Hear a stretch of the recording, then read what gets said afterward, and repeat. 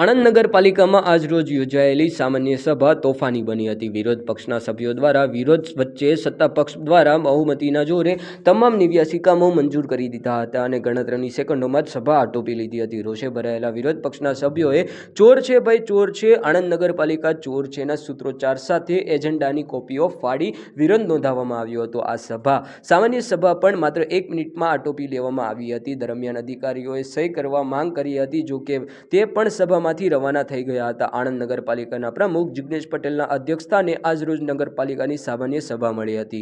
વંદે માતરમના ગાન સાથે આ સભા શરૂ કરવામાં આવી હતી. આ સામાન્ય સભામાં એજન્ડાની મુજબ 86 કામો તેમજ વધારાના 3 કામો મળીને 89 કામો મૂકવામાં આવ્યા હતા. આ સામાન્ય સભામાં વિપક્ષ દ્વારા વિવિધ મુદ્દે વિરોધ કરવામાં આવ્યો હતો, પરંતુ સત્તા પક્ષે ગણતરીની સેકન્ડોમાં જ બહુમતીના જોરે તમામ એજન્ડા મંજૂર કરાવી દીધા હતા અને પાલિકાના પ્રમુખ, ઉપપ્રમુખ, ચીફ ઓફિસર અને સત્તાધીશો દ્વારા સભાખંડ છોડીને બહાર નીકળવામાં આવ્યા હતા. દર વખતની જેમ આ વખતે પણ આ સામાન્ય સભા પણ માત્ર 1 જ મિનિટમાં આટોપી લેવામાં આવી હતી. બીજી બાજુ રોષે ભરાયેલા વિરોધ પક્ષના સભ્યોએ સભાખંડમાં એજન્ડાની કોપીઓ ફાડી હવામાં ઉડાડી હતી અને ચોર છે ભાઈ ચોર છે, આણંદ નગરપાલિકા ચોર છેના નારા લગાવી સખત વિરોધ નોંધાવવામાં આવ્યો હતો.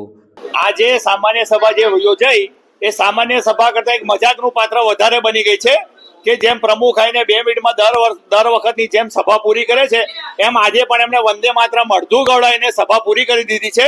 બસ એમની મનમાની ચલાવી છે અને તમે જોશો કે જે 86 કામો આણંદ નગરપાલિકાના આમાં મૂક્યા છે એ 86 કામોમાં બસ ફક્ત ને ફક્ત જૂના ટેન્ડરોને રિવાઇઝ કરીને એ લોકોએ નવા એ લોકોને એક્સ્ટ્રા એડ કરીને પૈસા એડ કરીને મૂકેલા છે.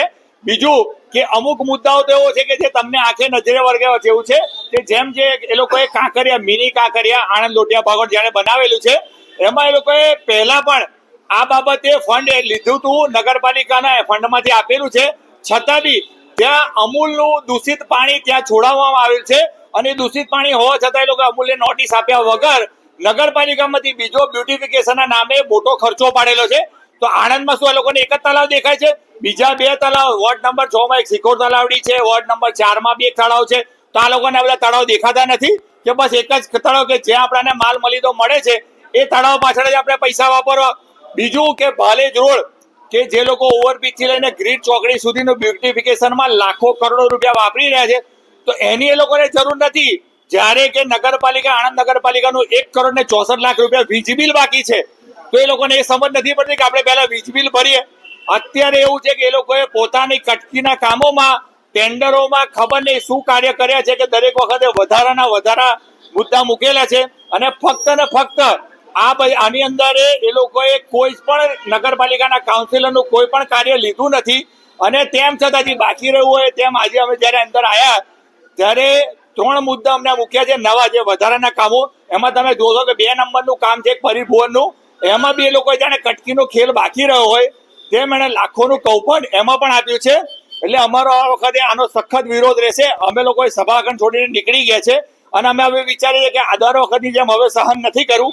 આ વખતે અમે સાથી મિત્રો સાથે મળીને આ બાબતે હાઈકોર્ટમાં પીઆઈએલ કરવા જઈ રહ્યા છે કે દર વખતની જેમ આટલા કરોડોની નગરપાલિકા આટલા કૌભાંડો છતાં બી આને આગળ કોઈ એક્શન થતી નથી. એટલે અમારો નેક્સ્ટ પ્લાન એવું રહેશે કે હાઈકોર્ટમાં અમે આની આગળ પીઆઈએલ કરીશું અને અમે આગળ એની કાર્યવાહી કરીશું.